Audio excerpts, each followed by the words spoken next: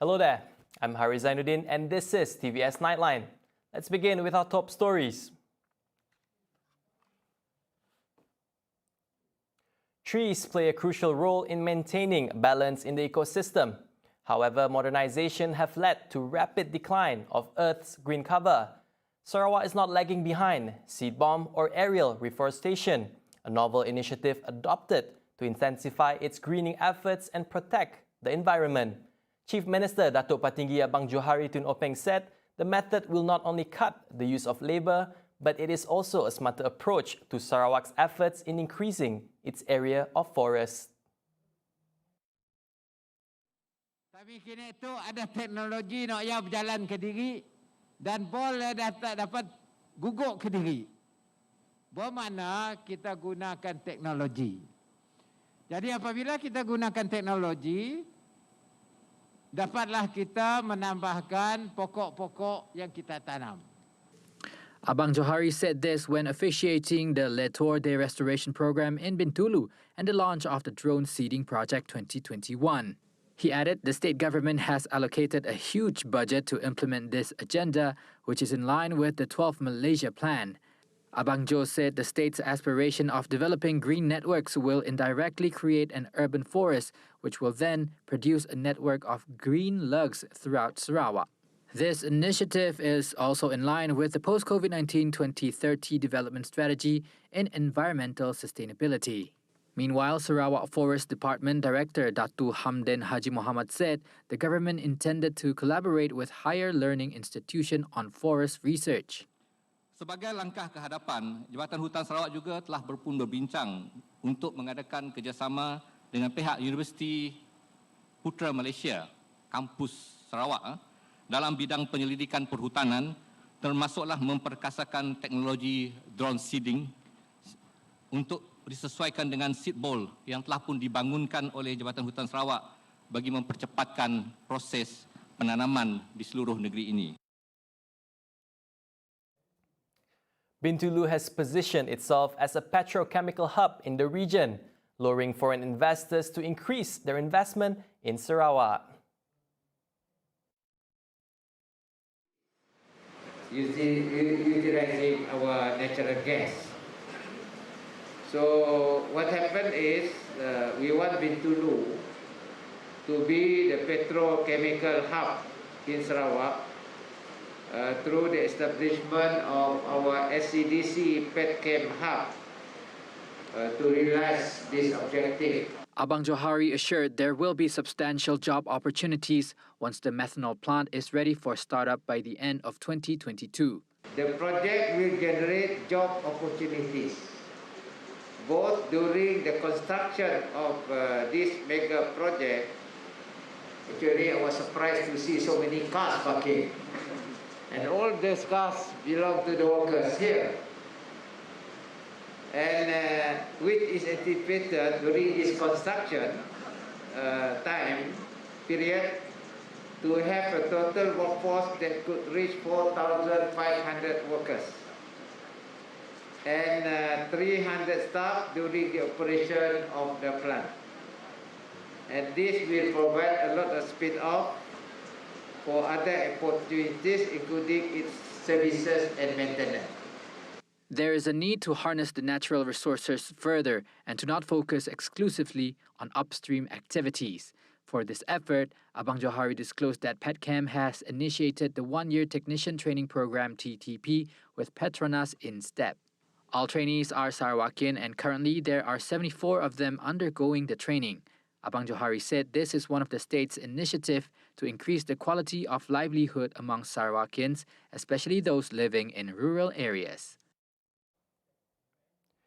Kuching has been listed as one of the 49 new cities under the United Nations Educational, Scientific and Cultural Organization or UNESCO'S Creative Cities Network. According to the Minister of Tourism, Arts and Culture, Datuk Sri Abdul Karim Rahman Hamzah, Kuching has been accepted into the network, a UNESCO project that promotes collaboration among cities which recognize innovation as a key aspect in urban development. Application to UNESCO, and we are very, very proud to say that Kuching has been accepted as one of the cities by UNESCO as under gastronomy. So under UNESCO sekarang ni Sarawak sudah ada dua. Satu adalah natural heritage, that is Mulu, and gastronomy. So that will be a very good marketing point for us as far as tourism is concerned. He further explained that Kuching's inclusion in the Creative Cities Network was the result of an application submitted to UNESCO by the Kuching South City Council (MBKS). With the addition of the 49 new cities, the UNESCO Creative Cities Network now has a total of 295 cities working together towards a common goal, namely to place creativity and cultural industries at the heart of their local development plans, as well as to actively cooperate at the international level. Apart from gastronomy, the 6 other creative fields under this network are crafts and folk art, design, film, literature, media arts, and music. The second edition of Sarawak International Festival of Music and Arts, or SIFMA, is set to be held in hybrid on November 20th and 21st at the Sarawak Legislative Assembly or DUN complex. SIFMA 2 will feature a 2-part live concert and will be organized by International Music House KUCHING, or IMH, and sponsored by the Ministry of Tourism, Arts and Culture, Sarawak.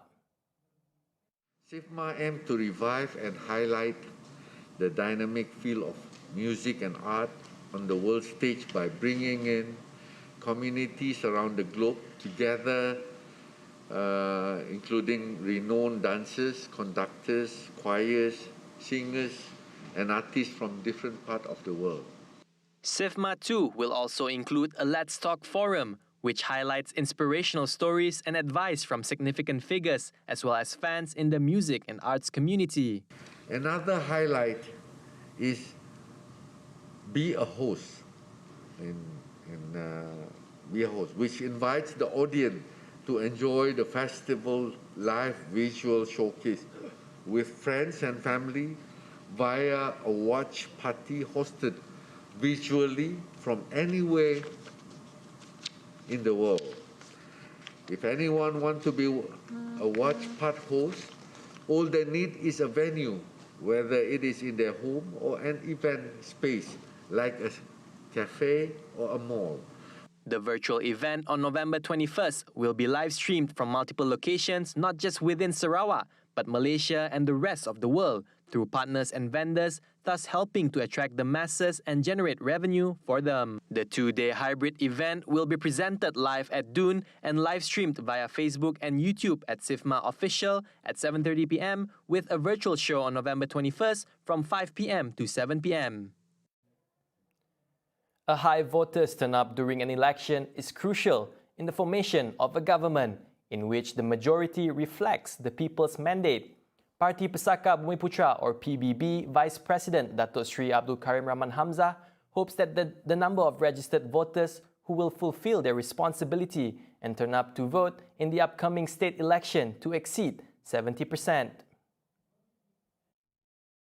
That should be the way, because to legitimize any government, whether it's the state government or federal government, in any election, the number of the voters turnout must be high.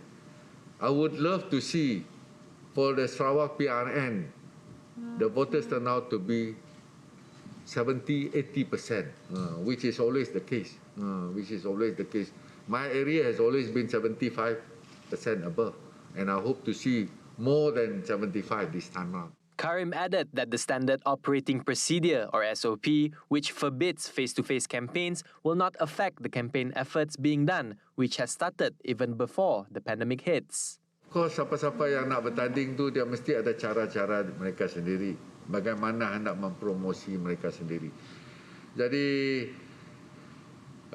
all these SOP are just to make sure that the rakyat are safe, but it does not mean that the SOP, with the SOP in place, the voters will not be able to know who and who are going to contest. The Asajaya incumbent has served the constituency for 4 terms since 2001. During the 11th state election, a total of 76.3% of the 10,967 eligible voters from the constituency have voted, where Karim won a majority of 4,078 votes, defeating PKR candidate Abang Junaidi Abangom. All right, moving on. Gabungan Parti Sarawak, or GPS, does not fear Undi 18. Such allegation was only to spark sentiments among voters to stray them away from the governing party.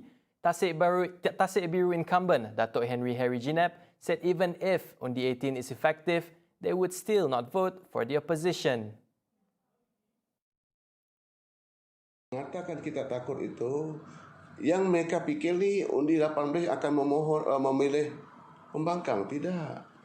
Ini maknanya pembangkang tidak menghormati pendirian pengundi 18. Dia fikir ni pengundi ni asyik anti-establishment.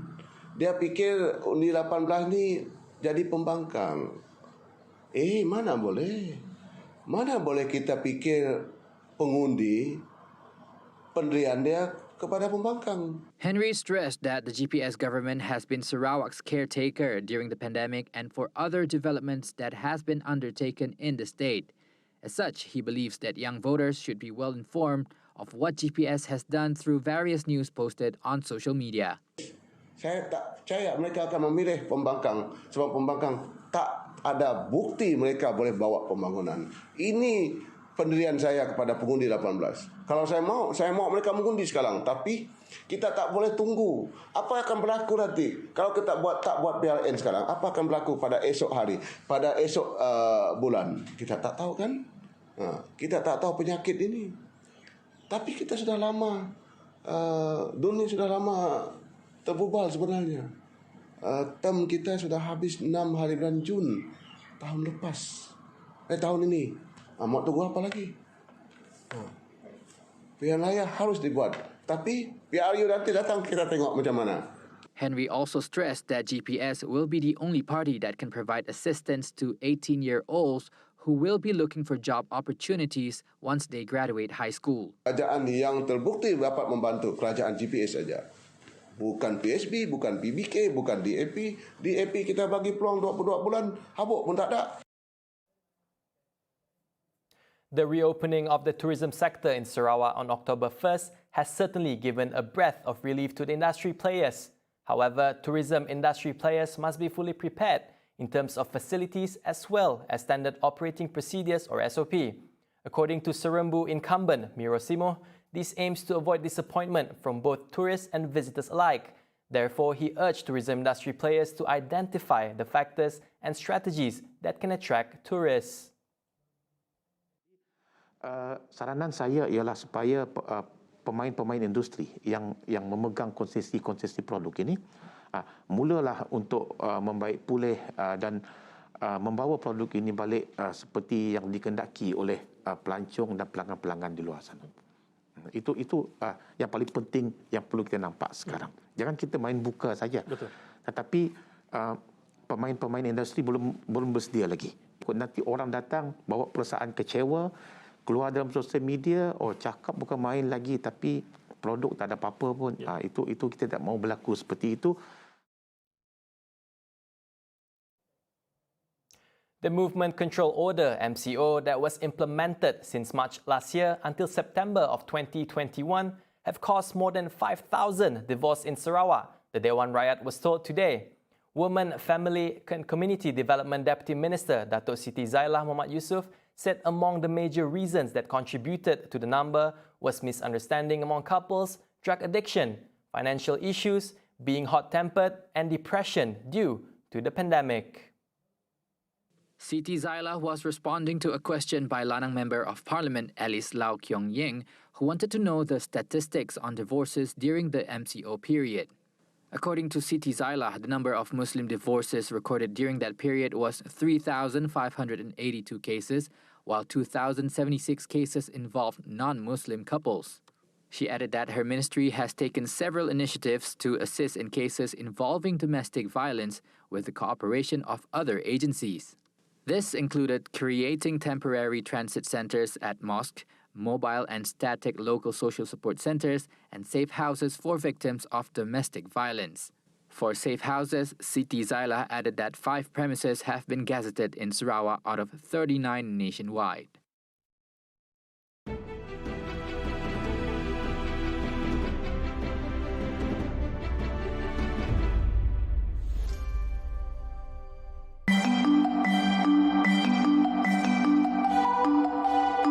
Kerajaan Sarawak memperuntukkan RM5 juta bagi menyediakan perkhidmatan bas sekolah percuma.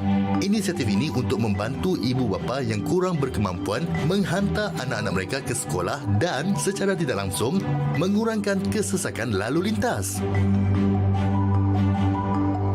Pihak Yayasan Sarawak juga telah mencipta aplikasi Sarawak Free School Bus digunakan untuk mengesan lokasi terkini. Bas sekolah percuma mula dilaksanakan di sekitar Kuching pada 3 Ogos 2020. Ketua Menteri Yang Amat Berhormat Datuk Petinggi Abang Haji Abdul Rahman Zohari berharap projek ini akan diperluaskan ke bandar utama lain seperti Sibu, Bintulu dan Miri selain ke kawasan luar bandar.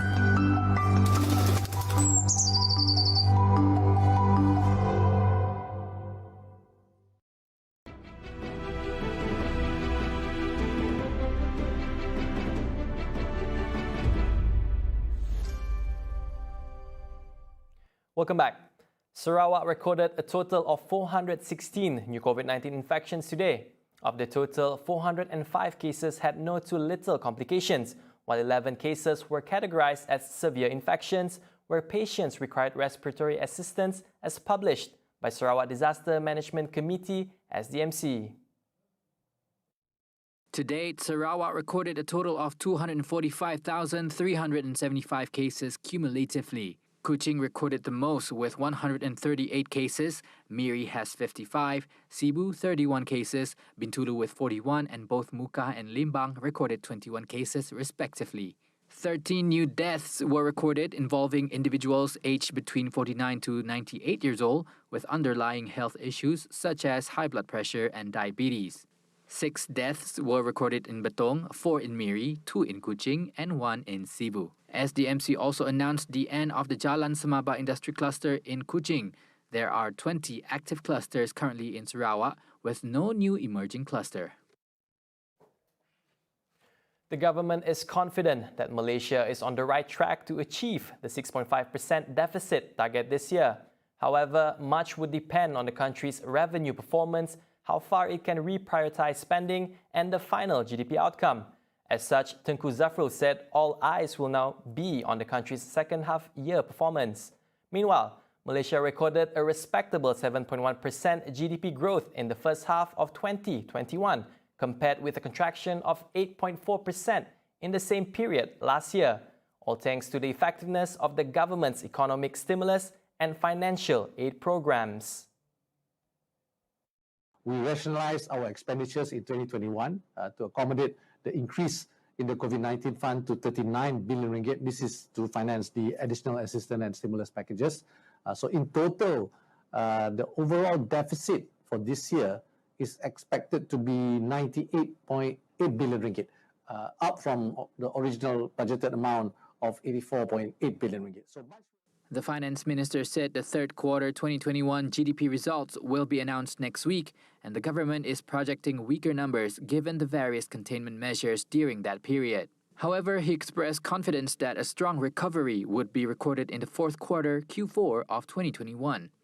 Commenting on taxation, Tengku Zafrul said the government expects a stronger revenue collection in Q4 2021 in line with the reopening of the economy and success of the vaccination rollout. We're already seeing an uptick in sales tax and service tax collection. This is in line with the reopening of more economy sectors, particularly from the service sectors as well. Currently, his ministry and the Ministry of Environment and Water are working together on the imposition of carbon tax, in line with the government's initiative to widen its revenue base and reduce the reliance on direct taxes. He added the government's proposed prosperity tax, which is to be implemented next year, would be charged on a one-off basis with not more than 250 companies impacted, citing that many big corporations have expressed their support for such temporary levy and it would not hurt their dividend payouts. Well, let me first assure you and everyone else that Cukai Makmur is one-off. These are extraordinary times, and the Cukai Makmur will be implemented in that spirit. So it will be utilized actually to ensure our public health system is more resilient in the face of any threats in the future. It's also important to note that not all companies will be impacted by the Cukai Makmur. It is estimated to impact not more than 250 companies actually. Sarawak will soon enjoy 5G coverage by 2022, following Malaysia's first 5G network to be launched tomorrow by the Ministry of Communications and Multimedia (MCMM) in a bid to provide faster internet facilities for the people. Its Minister, Tan Sri Anwar Musa, said the 5G debut will be limited to Kuala Lumpur, Putrajaya and Cyberjaya for the first year, before it is expanded in stages until it achieves 36% nationwide coverage. As such, the services will be expanded to heavily populated states such as Penang, Selangor, Johor, Sabah and Sarawak next year. He reiterated that the 5G services were a game changer for the economy of the future, as it would enable the creation of job opportunities in various high-tech activities. In addition, under the ongoing National Digital Network, Jendela, digital economic centers, PEDI, are set to be created to ensure the people had a platform to keep abreast of the latest digital technology developments or conduct businesses via e-commerce. The minister made the statement after presenting the Deepavali Rumah Prihatin aid to about 200 families at Rumah Prihin at Grand Seasons today. The Ministry of Education (MOE) will be introducing a program to strengthen co-curricular activities as well as literacy and numbering in primary school. This program will ensure students who are left behind can master these skills through online learning, increasing proficiency in reading, writing and counting at the same time. Banyak usaha yang telah dilaksanakan oleh KPM ke arah tersebut untuk mengatasi masalah keciciran murid.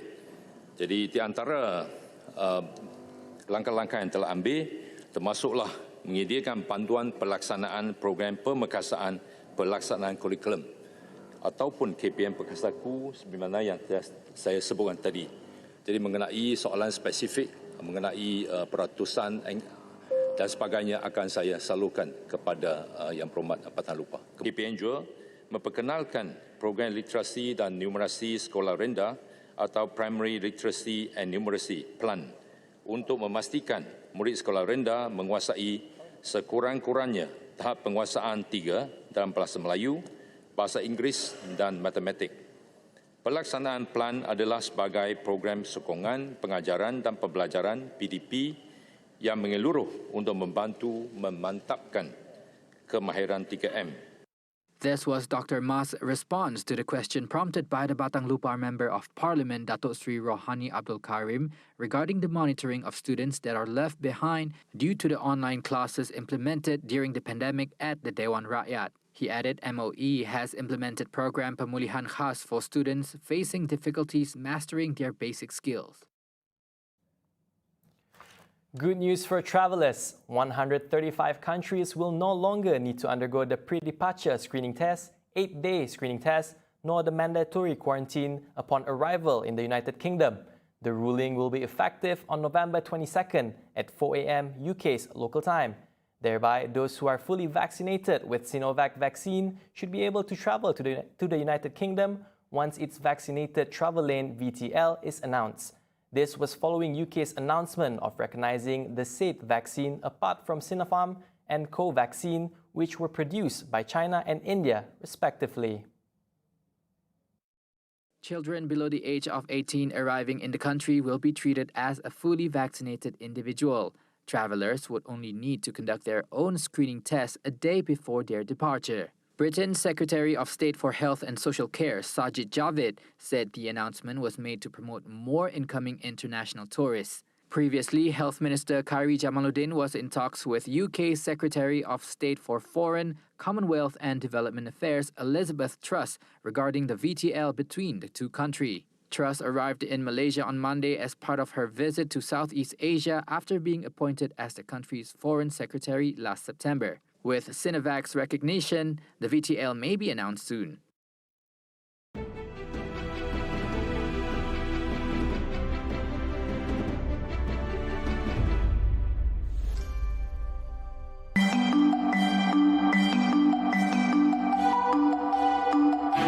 Sarawak Multimedia Authority merupakan satu lagi inisiatif Ketua Menteri Sarawak untuk memastikan pembangunan ekonomi digital dilaksanakan.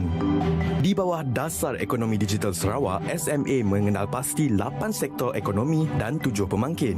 8 sektor ekonomi tersebut adalah pertanian, industri perkilangan 4.0, bandar pintar, pelancongan, kesihatan digital, e-perdagangan, kerajaan digital dan sosial. Manakala 7 pemangkin yang akan memacu usaha ini ialah infrastruktur digital, pembangunan bakat dan kemahiran digital, penyelidikan dan pembangunan ekonomi digital, keusahawanan dan inovasi digital, digital dan data, keselamatan cyber dan keinklusifan digital. Rakyat Sarawak diharapkan dapat membuka minda dan mencari idea-idea baru untuk menghasilkan inovasi digital bagi menjadikan Sarawak negeri maju berpendapatan tinggi menjelang 2030.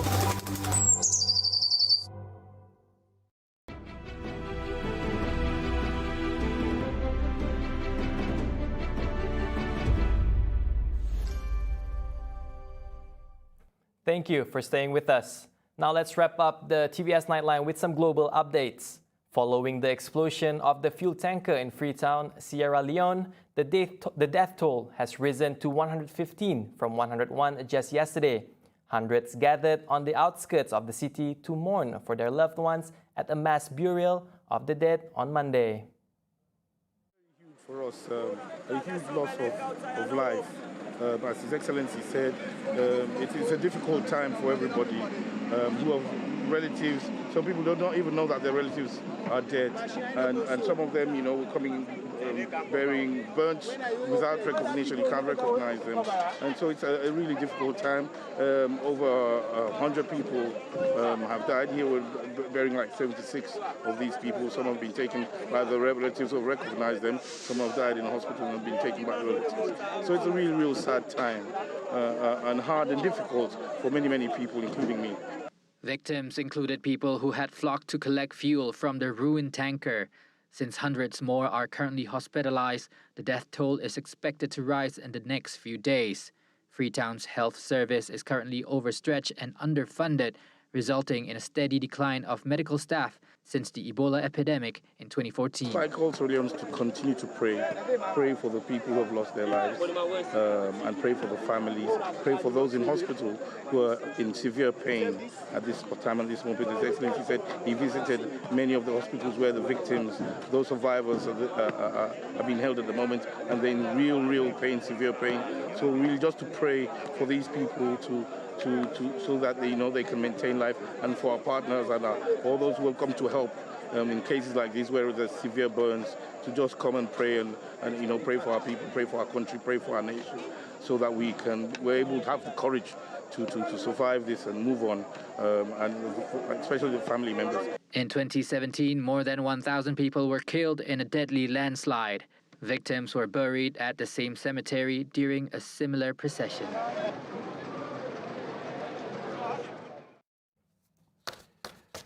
And that concludes TVS Nightline for today. Once again, I'm Haris Zainuddin. It's been a pleasure.